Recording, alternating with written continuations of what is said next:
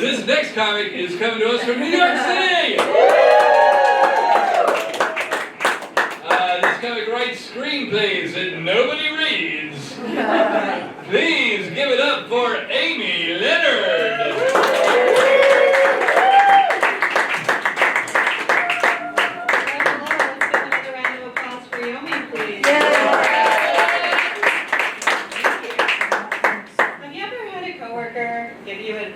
That feels like a curse. So my coworker Sarah walks up to me the other morning and she's like, "You should really get that skin growth on your face checked out." Like, whatever happened to, hey, how was your weekend? Going straight to death prophecy. So naturally I panic book a dermatologist appointment close to work.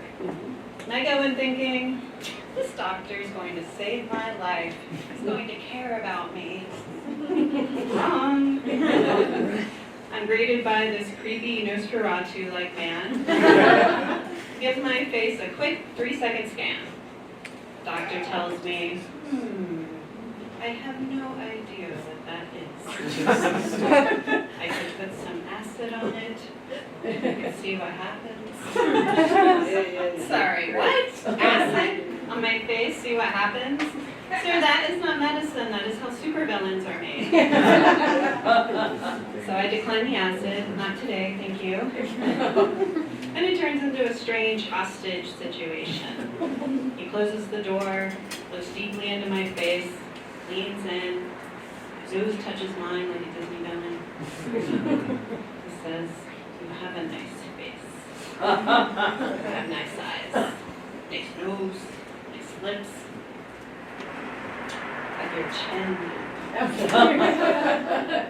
You have a double chin. I can remove that for you." I'm sorry, but my chin was not part of this appointment. My chin is just minding her own business. And as he starts babbling on about being the #1 chin lipo surgeon in the U.S., I have an epiphany. I realize that women have always been tortured by beauty standards. Yep. Because Victorian women, out of control. Those girlies were out there swallowing tapeworms for weight loss. The original Ozempic. They were taking poisonous belladonna so their pupils would look big and mysterious. And then they died. They were taking arsenic and strychnine to look pale and thin.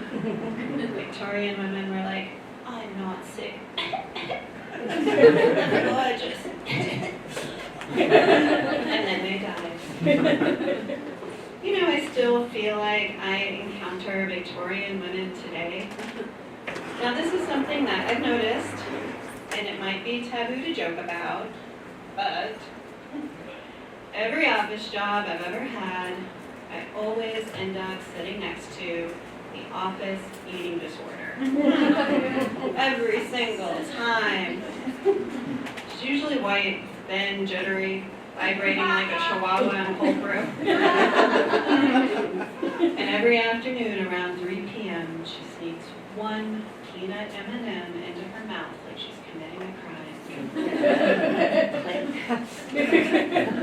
That sound, that hard candy shell cracking, that is the cry of a woman barely holding on.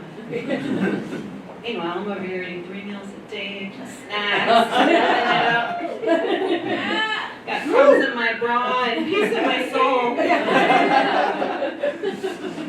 But that's the thing, society doesn't necessarily hate women. No. Society just prefers us weak, starving, and confused.